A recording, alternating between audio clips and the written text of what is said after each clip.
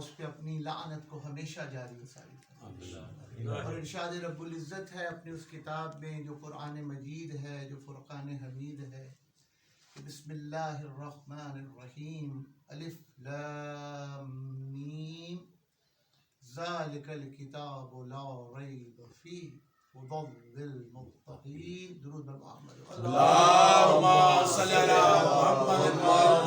میری بدقسمتی کہہ لیجئے کہ مجھے کبھی ایسا موقع نہیں مل سکا کہ آپ احباب سے مفصل گفتگو ہو سکے. پچھلی بار بھی جب میں حاضر ہوا تھا تو ہمارے اس سلسلے کے بانی، ان کی خدمات یقیناً اس سلسلے کو جاری رکھنے میں گراں قدر ہیں، جاوید رضا بخاری صاحب نے. انہوں نے مجھے حکم دیا تھا کہ 5 منٹ میں آپ کچھ ایسی بات کہہ دیجیے، اور یہی ایام تھے کہ جو ہمارے کام آ جائے. تو اب میرے پاس 5 منٹ ہوتے ہیں اور ان 5 منٹوں میں مجھے ہدایت کا وہ فریضہ سر انجام دینا پروردگار عالم نے 1,24,000 پیغمبر السلام کو. تو اب یہ میری بدقسمتی کہہ لیجئے کہ جتنا ہمارے برخوردار رضا نے دعا میں وقت صرف کیا، اتنے وقت میں مجھے آپ کی ہدایت کا انتظام کرنا ہے. اور بدقسمتی یہ ہے کہ یہ جو ہدایت کے لیے وقت انہوں نے مجھے دیا ہے، یہ کوئی انوکھی بات نہیں ہے. وہ جو ہادی ہمارے لیے آئے انہیں بھی بہت کم وقت لوگوں نے دیا، ان کو بھی زیادہ وقت میسر نہیں تھا. آپ دیگر خانوادے دیکھ لیجئے جو خاندان غلامہ، مغل خاندان اور حمورابی کا خاندان، طویل دوران حکومت، کئی ہزار برس کی سلطنت عثمانیہ، عباسیہ، اموی حکومتیں، اور ان میں چند دن، چند مہینے، وہ بھی صعوبت میں. امام علی نقی علیہ السلام عمر کا بڑا حصہ کنویں میں گزار دیا. امام موسیٰ کاظم علیہ السلام کی تو آپ جانتے ہی ہیں کہ انہوں نے وہ اپنی زندگی کا بڑا حصہ جو ہے وہ قید خانہ میں گزار دیا. امیر المومنین کی زندگی کا بڑا حصہ اپنے گھر میں چھپ کے گزارنا پڑا. آپ جناب رسول خدا صلی اللہ علیہ وآلہ وسلم کے بعد زیادہ وقت اپنے گھر میں رہتے تھے. نہج البلاغہ کے جتنے خطبے آپ احباب سماعت فرماتے ہیں ان میں سے کوئی خطبہ ایسا نہیں ہے جو پیغمبر اکرم کی زندگی میں علی نے دیا ہو. امیر المومنین کے بارے میں یہ بات کم لوگ جانتے ہیں کہ صاحب نہج البلاغہ باب مدینۃ العلم رسول اکرم کی موجودگی میں اپنی زبان نہیں کھولتے، سبحان اللہ، خاموش رہتے تھے کہ رسول کی موجودگی میں علی کلام کرے. یہ سب کچھ بات کے تو مختصر وقت ہے، تو مجھے بھی وہی مختصر وقت دیا گیا ہے. نہیں آپ مفصل گفتگو کریں، جی میں گزارش کرتا ہوں کہ اس مجھے نہ میلاد پڑھنا ہے نہ مجلس پڑھنی ہے، مجھے تو کونین کی گولی آپ کو کھلانا ہے. بے شک ہم حاضر ہیں. میں نے سرنامے میں کچھ بات کی، قرآن کریم کی ایک آیت پڑھی، اور میں نے اس قرآن کریم کی آیت میں آپ سے کیا کہا، یہ بڑی اہم آیت ہے. میں وہاں کئی برس سے درس قرآن دے رہا ہوں اور میں یہ کہا کرتا ہوں کہ سورہ بقرہ کی ان ابتدائی آیات میں، سورہ الحمد تو اپنی جگہ ہے کہ الحمد میں سب ہے، نہ صرف قرآن ہے بلکہ سب ہے، لیکن ان ابتدائی آیات میں قرآن کریم نے ہدایت کے سارے سلیبس کو اختصار سے بیان کر دیا. پہلا ہی جملہ الف لام میم، کیا معنی ہے اس الف لام میم کا؟ کچھ جانتے ہیں آپ احباب؟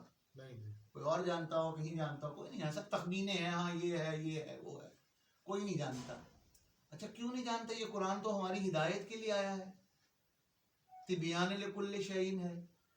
تو پہلی ہی آیت سورہ بقرہ کی آپ نے کھولی، قرآن پڑھنا شروع کیا تو پہلی آیت سمجھ نہیں آ رہی کہ اس کا مطلب کیا ہے، یہ کیا پیغام ہے قرآن کا. قرآن کا یہ پیغام اپنی پہلی آیت ہی سے واضح ہے کہ خبردار کبھی یہ دعویٰ کرنے کی کوشش نہ کرنا کہ ہم میں اہلیت ہے، ہم قرآن کو سمجھ لیں گے اور یہ قرآن ہمارے لیے ہے. اس قرآن کے پہلی آیت کے 3 حرف سمجھنے کی تم میں صلاحیت نہیں ہے سوائے اس کے کہ ہمارا معلم تمہیں بتائے کہ سبحان اللہ.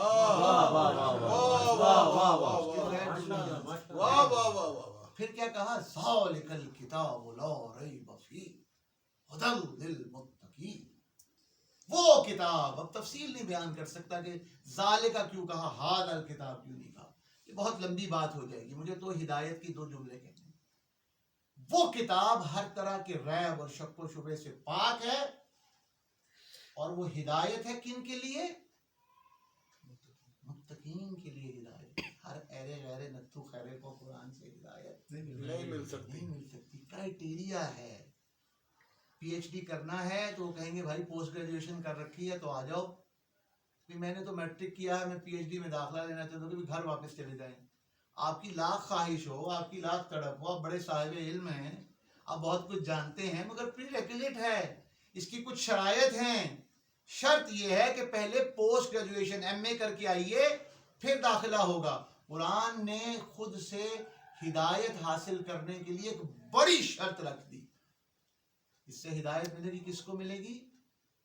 متقین کو۔ متقین کو ہدایت ملے گی۔ رسول کیا کہہ کے گئے؟ انی تورات مستقلین، کتاب اللہ و اطرتی، دونوں کو جوڑا ہے نا، بے شک بے دونوں شک کو جوڑا ہے۔ بے شک۔ کہا ہم تم میں 2 گراں قدر چیزیں چھوڑ کے آ رہے ہیں، قرآن ہے اور اہل بیت ہے، کیوں دونوں کو بیان کیا؟ اور پھر یہ کہا کہ یہ تم سے ایک دوسرے سے کبھی جدا نہ ہوں گے تا وقت کے حوض کوثر پہ، یہ دونوں اکٹھے مجھ سے مل جائیں۔ کچھ تو قرآن اور اہل بیت میں ایسی مماثلت ہے نا، کچھ تو ایسا رشتہ ہے۔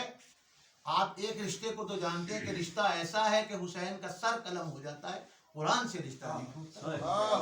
کچھ تو رشتہ ہے جو قرآن میں ہے وہ سب اہل بیت میں ہے، جو اہل بیت میں وہ سب قرآن میں ہے۔ ماشاءاللہ۔ قرآن اگر ہدایت دیتا ہے واہ واہ واہ تو واہ۔ متقین کو دیتا ہے، تو یہ اہل بیت کا ہدایت متقین کے غیر لیے۔ متقی کو دے دیں گے؟ واہ واہ واہ واہ واہ۔ یاد رکھیے میرے بھائیوں، یہ چند جملے، جو 2 جملے انہوں نے کہا میں آپ سے کہہ دوں، 5 منٹ سے اوپر چلتا تو معاف کر دیجیے۔ بسم اللہ بسم اللہ۔ قرآن کے 2 پہلو ہیں، ایک برکت کا، ایک ہدایت کا۔ ماشاءاللہ ماشاءاللہ۔ برکت عمومی ہے، جو چاہے قرآن سے برکت حاصل کر لے۔ یہ قرآن کی برکت ہے نا کہ قرآن کسی عیسائی پہ پھونک دیجئے 4 کل پڑھ کے، اس پہ بھی اس کا فائدہ ہوگا، اثر ہوگا نا کہ نہیں ہوگا؟ بے شک۔ برکت ہے یہ قرآن کی، واہ واہ۔ گھر میں رکھا ہے، تاج پہ رکھا ہے۔ برکت ہر ایک کو دیتا ہے، اللہ اکبر۔ ہدایت ہر ایک کو نہیں، دیتا ہے۔ واہ واہ واہ واہ واہ واہ۔ آل محمد برکت ہر ایک کو دیتے ہیں، ہدایت ہر ایک کو ہر دیتے ایک کو ہیں۔ نہیں واہ واہ اب یہ سوال آپ سے ہے، سبحان واہ واہ واہ۔ آج ہم یہاں کیوں آئے ہیں؟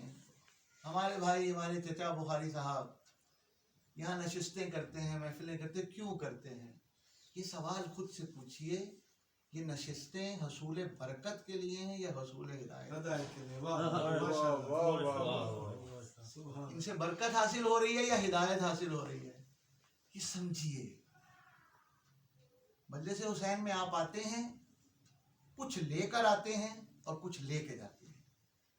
بھائی یہ جملہ ایک سمجھ لیجیے، جو آپ لے کر آتے ہیں وہ جس کے لیے لاتے ہیں وہ اس کے ساتھ کیا سلوک کرتا ہے، اور جو آپ کو لے کے جانا ہے اس کے ساتھ آپ کیا سلوک کرتے ہیں۔ بھائی یہ سمجھا کے بات ختم کر دوں گا۔ آپ کیا لے کر آتے ہیں؟ مبارکباد لے کر آئے ہیں، لائے ہیں، یا آپ تعزیت لے کر آتے ہیں، لاتے ہیں تعزیت اور مبارک۔ اہتمام دیکھیے، اہتمام یہ ہے کہ یہ 1400 برس گزر جانے کے بعد یہ وہ لوگ جن کا قلب بھی شاید طاہر نہیں ہے، وجود طاہر ہونا تو بات کی بات ہے، یہ وہ لوگ جو صحیح معنوں میں آل محمد کے محب کہلانے کے بھی لائق نہیں ہیں، جو صحیح معنوں میں اللہ کے بندے کہلانے کے لائق نہیں ہیں، یہ آتے ہیں، مجلس حسین میں آتے ہیں، محفل امام میں آتے ہیں، استقبال کے لیے حسین کا بیٹا زین العباد، وہ کہتا ہے میں وہاں کھڑا ہوتا ہوں جہاں لوگ جوتے اتارتے ہے کہ نہیں؟ یقین ہے؟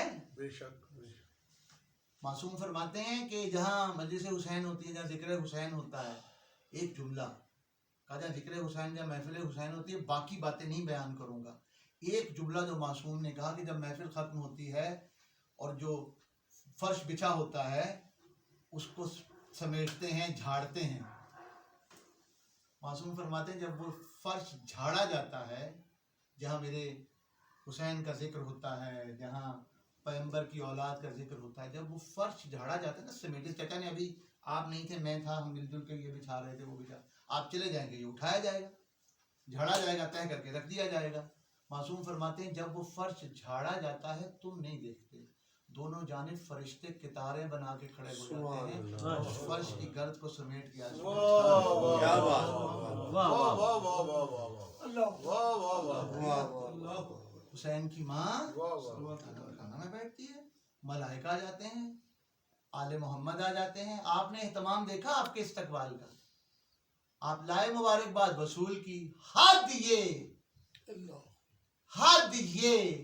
آپ کے لائی ہوئی چیز کا مقام اتنا بلند ہو جائے کہ آپ کی آنکھ سے آنسو نکلے، فاطمہ زہرا اپنے رومال میں آپ جو تحفے لائے ان کی انہوں نے اتنی قدر کر دی، آپ کے آنے کی اتنی اہمیت کر دی، یہ آپ لائے، لے کے کیا جاتے ہیں یہاں سے، لے کے کیا جاتے ہیں، یہ کیوں بنایا یہ سلسلہ معصوم نے؟ ہدایت،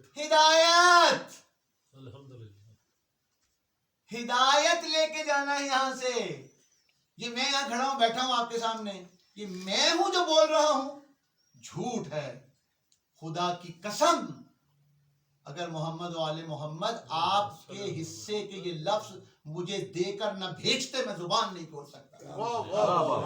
وہ شخص یہاں آ کے بیٹھتا ہے، اگر وہ دیانت دار ہے تو وہ اس لیے یہاں آیا ہے کہ یہاں بیٹھے ہر شخص کے نام کا رکا لایا ہے۔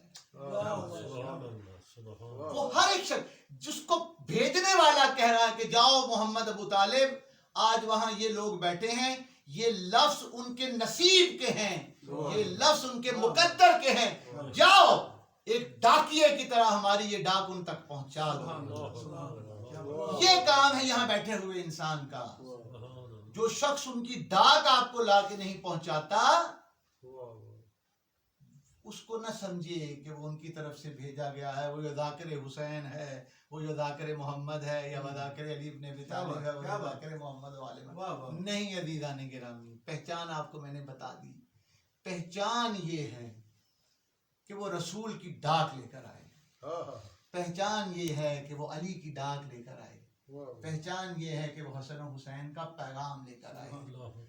اب وہ جو آپ لائے اسے تو انہوں نے اپنے رومال میں سمیٹ لیا، میری نجس آنکھ کے آنسو، میری کمزور بے حس آنکھ کے آنسو، اور جو میں آپ کے لیے لایا یہ میں نہیں لایا، یہ ان کا بھیجا ہوا تحفہ ہے۔ ہمارے پاس اس تحفے کو وصول کرنے کے لیے بھی 5 منٹ سے زیادہ نہیں، ہمارے پاس اس تحفے کو وصول کرنے کے لیے بھی وقت نہیں ہے۔ اور پھر اس دروازے سے باہر نکلتے ہوئے برا نہ منائیے گا، زیادہ بڑی تعداد وہ تحفہ وہیں میز پہ رکھ کے گھر چلی جاتی ہے، گھر لے کے نہیں جاتے، گھر لے کے نہیں جاتی۔ تصور کیجئے فاطمہ زہرا تو آپ کے آنسو عرش پہ لے جائے اور سمیٹ کے رکھے تا روز قیامت، اور اپنے اس رومال کو آپ کی شفاعت کا وسیلہ بنائے، اور آپ اس کے بھیجے ہوئے تحفے کو، آپ اس کی بھیجی ہوئی ڈاک کو، آپ اس کے بھیجے ہوئے رکے کو یہیں چھوڑ کے چلے جائیں۔ گھر جانے کے بعد کسی کو یاد بھی نہ رہے کہ اللہ جانے انہوں نے کیا کہا تھا۔ بس عزیزان گرامی، شعبان ہے، ہدایت کیسے پتہ چلے کہ ہدایت آ گئی، ہدایت پہنچ گئی، ہدایت نے فائدہ دیا؟ امیر المومنین نے بتا دیا۔ کہا تم پریشان ہو جاؤ گے۔ کسی نے پوچھا مولا اللہ سے نہ ملاقات، نہ اللہ سے کوئی رابطہ، نہ واٹس ایپ میسج، نہ کوئی ڈائلنگ، کیسے پتہ چلے نماز قبول ہوگی کہ نہیں ہوگی؟ کیسے پتہ چلے روزہ قبول ہوا کہ نہیں ہوا؟ کیسے پتہ چلے حج قبول ہوا نہیں ہوا؟ ہمیں کیسے پتہ چلے؟ پتہ چل سکتا ہے۔ کہا مولا کیسے؟ کا نسخہ ہم بتاتے ہیں، تم خود جان جاؤ گے نماز قبول ہوئی کہ نہیں ہوئی، روزہ قبول ہوا کہ نہیں ہوا۔ کہا زور پڑھنے کے بعد جب عصر پڑھنے لگو تو یہ دیکھو کیا جو تم ظہر میں تھے اس سے بہتر ہوئے ہو یا نہیں ہوئے۔ واہ واہ واہ، اگر اس سے بہتر ہو گئے تو سمجھ لو ظہر قبول ہو۔ واہ واہ واہ واہ، حج کر کے واپس آئے ہو زیارت کر کے واپس آئے ہو، تم جیسے گئے تھے ویسے ہی آ گئے یا بہتر ہو گئے تو تمہیں پتہ چل جانا چاہیے کہ قبول ہو گئی. خود ہی پتہ چل جائے. ہدایت کیا ہے؟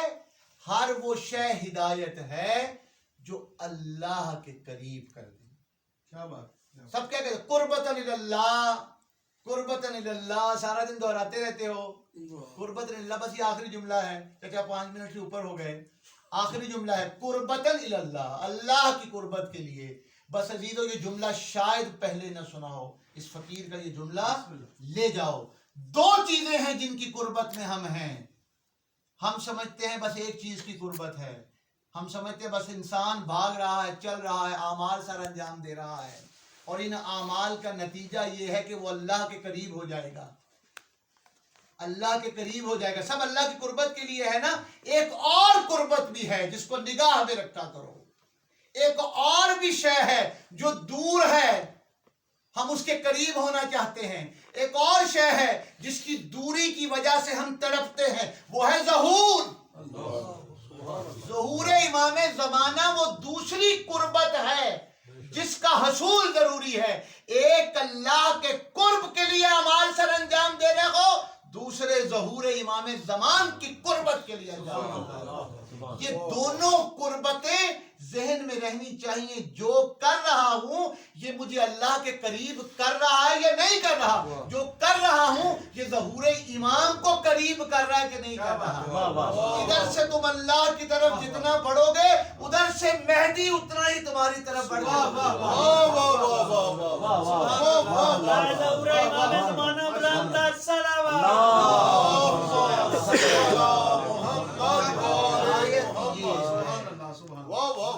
اور ہدایت یہ ہے. برکت ہو گئی، ہم آئے، ہم نے ذکر کیا، پڑھا. اللہ برکت دے گا، رزق میں برکت دے گا، اولاد میں برکت دے گا، سب میں برکت دے گا. جیسے قرآن برکت دیتا ہے، محمد والے محمد برکت دیتے ہیں، ہمیں ہدایت نہیں دیتے. ہدایت وہ ہے جو صرف متقین کے لیے، جو متقین. تب اس وقت نہیں کہ تقوی کی تعریف و تشریح کر سکوں کہ تقوی کسے کہتے ہیں. اور تقوی کی تعریف و تشریح کے لیے ایک جملہ بس سن لیجئے کہ جس امام کی محبت میں خود کو شیعہ کہتے ہو، وہ امام کہتا ہے کہ میں متقین کا امام ہوں، نہیں ہوں. اللہ اکبر، اللہ. امام کسے کہتے ہیں؟ جو سب سے آگے ہوتا ہے. کہا میں اس کتار میں سب سے آگے ہوں جو متقین کی کتار ہے. اگر میں متقین کی کتار میں نہ کھڑا ہوں نہ چل رہا ہوں تو مجھے وہم ہے کہ میں علی کے پیچھے چل رہا ہوں، میں علی کے پیچھے. وہم ہو سکتا ہے. تو بس عزیزو، ہدایت اس کا نام ہے جو میں نے آپ کے سپرد کیا. اگر وہ ہدایت ہے تو اس کا نتیجہ یہ نکلے گا کہ ادھر سے تم اللہ کے قریب ہو جاؤ گے، ادھر سے مہدی ظہور کے قریب. مالک کائنات ہماری اس قریب عبادت کو اپنی بارگاہ میں، مالک کائنات آپ کو صحیح معنوں میں امام زمان کا سپاہی بنا. عالم حاضرین کے یہاں تشریف آوری کو قبول فرمائے، ہر طرح کی بلا پریشانی سے محفوظ رکھے. بے اولاد ہیں، ام لیلہ کی گود کے حسین چاند کا واسطہ، شعبان کی ان مناسبتوں کا واسطہ، جناب نرجس خاتون کے اس کمر کا واسطہ، مالک کائنات بے اولادوں کو اولاد عطا فرمائے، صاحبان اولاد کی اولاد کو نیک و صالح. بچے مدرسے کالجوں جہاں کہیں یونیورسٹیوں میں تعلیمی مراحل میں ترقی کے لیے خواہاں ہیں، خداوند کریم ان کو ترقی عطا فرمائے. بچیوں کے رشتوں کے لیے پریشان ہیں، مالک کائنات برابر کے کوف عطا فرمائے. مریض ہیں، حسین کے جھولے کا صدقہ شفاعت عطا فرمائے. مالک کائنات جو مقروض ہیں ان کے قرض کو دور کر. زیادہ دعاؤں کے لیے بھی وقت نہیں ہے. مالک کائنات تو دلوں کے حال جانتا ہے. دعائیں میرے قلب میں ہیں، مجھ سے کہی جاتی ہیں، لوگوں کے قلوب میں ہیں. ان تمام دعاؤں کو مستجاب فرما. عزیز پاکستان کی سالمیت، غزہ کے لوگوں کی پروردگار عالم اعانت فرما. اسرائیل کو نیست و نابود، فلسطین، یمن، ایران، لبنان، شام، جہاں کہیں مسلمان پریشان ہیں، پروردگار عالم اس کی اپنی جناب سے نصرت فرمائے، اللہ۔ علماء کرام کا سایہ ہمارے سروں پہ سلامت